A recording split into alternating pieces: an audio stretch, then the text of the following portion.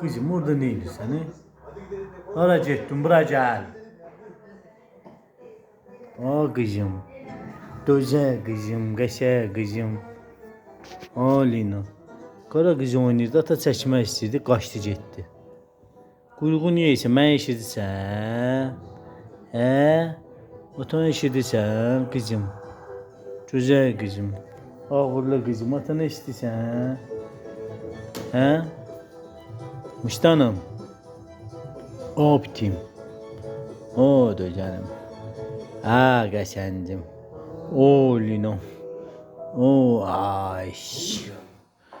Oş. Gerçekten Şebnem'den model. Oş. Evet.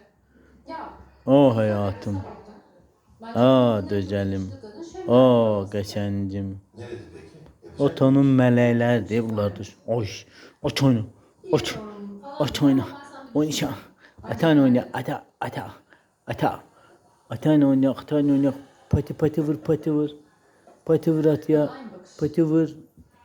Pati vur. sende de ayrı bakış var. Atanın həyatısan sən. Gözəlisən. Mən gözəl balalarım.